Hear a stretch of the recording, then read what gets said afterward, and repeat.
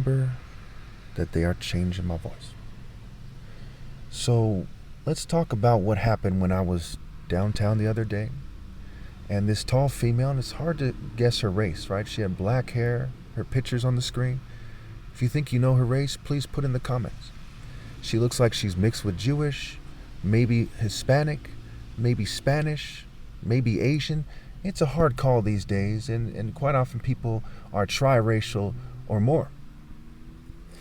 And so, just like any other attractive female walking down the street, I'd expect her, or I'd anticipate that she wouldn't respond to me. Because society is what I call a hypergamous society, right? The idea of hypergamy, hypergame. It's an actual word. I didn't make this word up. And it's where females date toward the rich guy.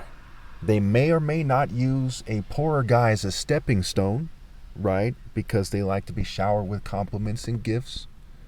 Okay. Maybe they like to have sex. Maybe they don't.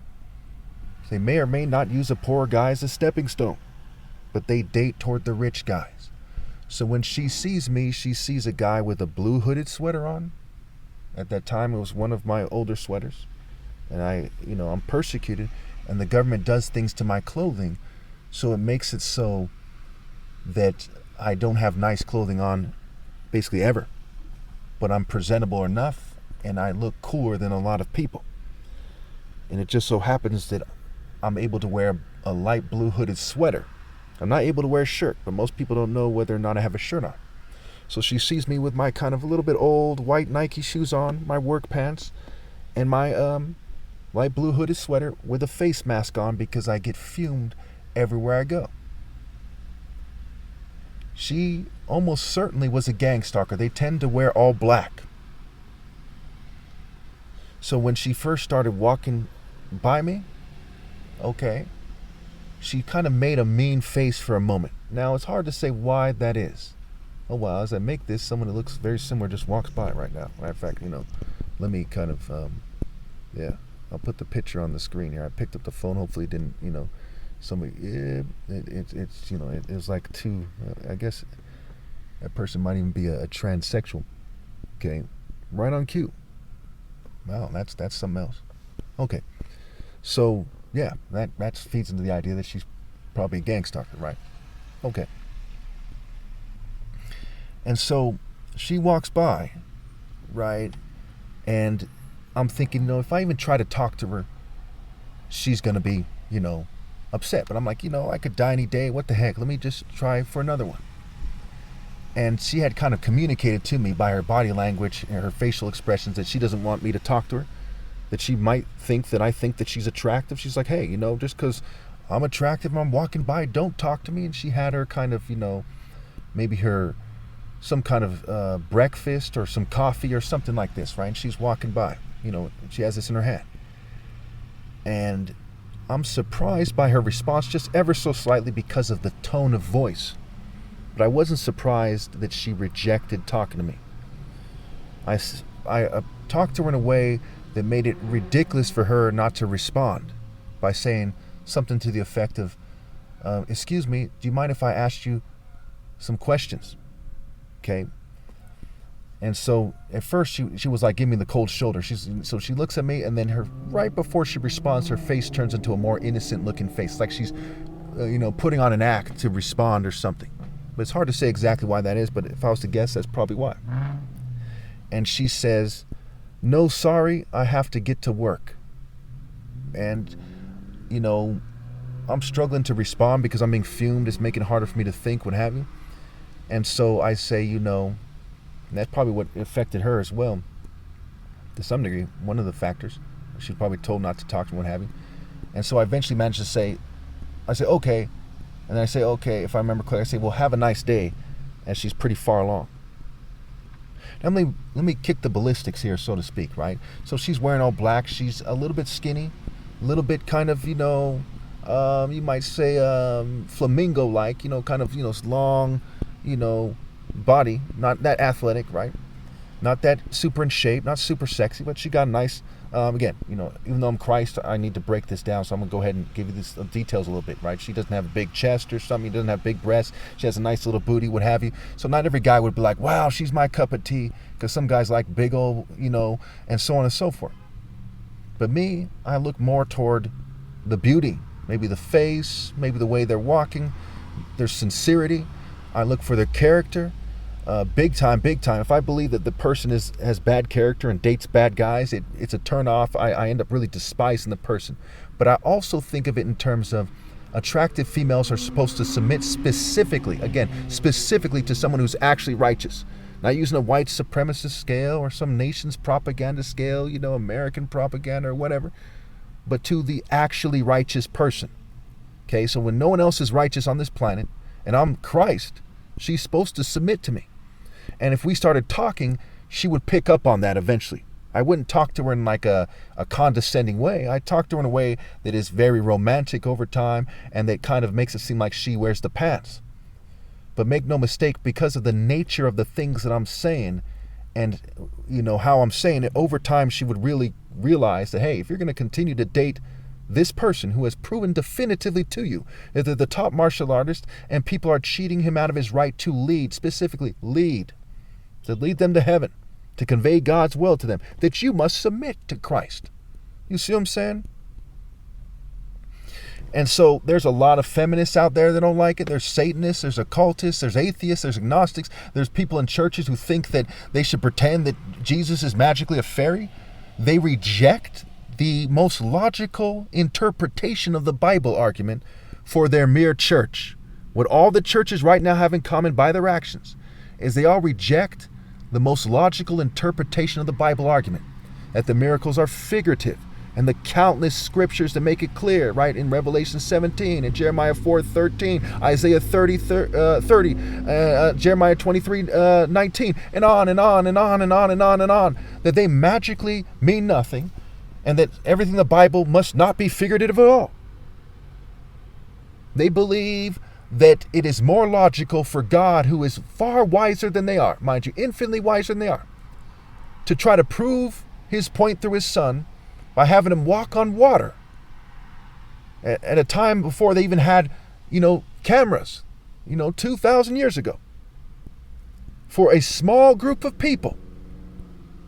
And to then have those people on a planet where people lie about everything you can imagine, especially religion, tell other people that it happened and that would prove that God is real and that Christ is his son and that you must interpret the Bible the way that your oppressor tells you to. Outrageous as it gets. Outrageous. Versus my argument that God communicates through nature, like it says in Psalm 19, right? The heavens declare the glory of God, the skies proclaim the work of his hands. That's also why in Isaiah 30 it talks about God striking with cloudburst, thunderstorm, and hail. Okay, it's nature. Again and again, the Lord is a warrior. The heavenly warrior defeats the beast. So it's a martial art order. That's why martial is even marital scrambled and Christ is the bridegroom. In your oppressor's language, the oppressor who's lying about the interpretations of the Bible and has all kinds of translations and all kinds of cults and stuff. Okay, he's hidden it in plain view, as he does, right? A cult means hidden. And you hear them talking about hidden in plain view. And martial is marital scramble. Not every scramble or anagram, or cryptogram is, when you unscramble it, is pointing to something that is clear and clearly true. Okay, sometimes they're misleading. Like the word slaughter is laughter scrambled. Does that mean that you should laugh at slaughter? No. But this one is crystal clear.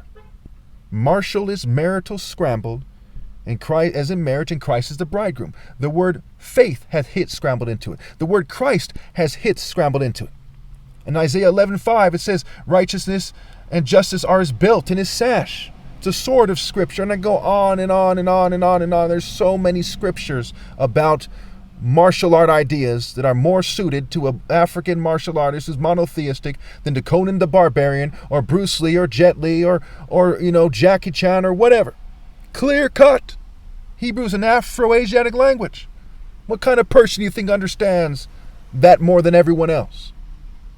Think about it. And some of you might say, well, maybe in Ethiopia. No, because they're not as They're not. One of them is not the top martial artist. I am. You see what I'm saying? No offense to anybody.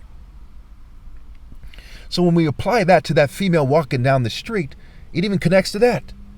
Why didn't she want to stop and let Jesus ask her a few questions, which is far more important than her whole life work put together? It's more important than everybody outside the divine order that was, is, and ever will be, is her stopping to respond to my questions.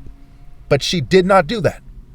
Because to her, the devil's work over something as superficial as not being a little late to your job, a few minutes late, is more important than responding to Christ. And that has to do with cultural values. That has to do with sentiments, moods, emotions, beliefs, and behaviors.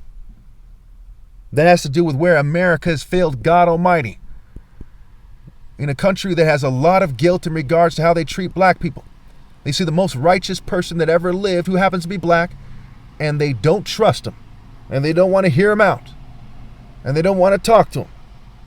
And they don't prioritize getting to know him. If the most righteous woman that ever lived wanted to talk to me at any point in life, even when I was shy, okay, I would talk to her. 5 years old, 10, 15, what have you. But it's not the opposite is not true.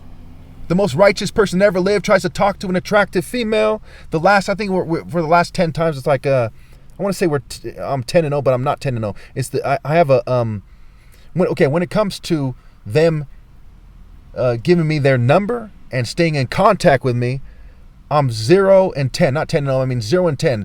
None of them gave me their number or took my number and stayed in contact with me, even though I'm the most righteous person that ever lived, talking about the most important things possible. And at one point, I was the most handsome person that ever lived. And it goes back to handsome, hand of God. When somebody is righteous, okay, and they're healthy, and they're the top martial artists ever, it shows in their face and their way, and so on and so forth. It's so understood that in the cartoons, you have a whitewashed, white supremacist version of that or something, with the twist that you'd expect them to have. Gargamel looks the way he does for a reason. Dick Dastardly, okay, the Penguin, and so on and so forth. So when you see that these people are given these ideas and these associations since they're young, and part of that association is knowing that you live in a white supremacist society where if the righteous man was to come, almost certainly the most righteous person, almost certainly he'd be black. That's why it's the most stigmatized race. That's why they went so far to turn so many black people into con men and gangbangers. But if you can't tell the difference between Debo from Friday, Snoop Dogg, Chris Rock, okay, and Jesus, then you are an idiot. Then you have let your petty and shallow and vile ways come between you and God to the point when God's son is trying to talk to you about the most important thing ever, that you just keep walking to your empty, devil career, devil job, devil workplace. There is no other way to look at it. So when I see this female, I see a victim and an aggressor. She has allowed the demons in the governing class to corrupt her, to pervert her, to twist her mind, to ruin her, to trample her, to trap her, to snare her, to turn her out, to the point when God so loved her so much that one of the few people on the planet, up to this point at least, that Christ has come out to try to reach out to person over the most important matter, that she would not give him the time of day. It's even called the time of day, where the sun in Psalm 19 is the symbol of the bridegroom, the champion. It's even called a champion, the champion of God. And if we look at, I meant to make a video today about Psalm 18, Psalm 19, and so on and so forth, okay, and connect these things for you. Let me just go through these scriptures real quickly here. Psalm 18, verse 34, he trains my hands for battle. My arms can bend a bow of bronze. Verse 50, he gives his king great victories. He shows unfailing love to his anointed, to David and his descendants forever.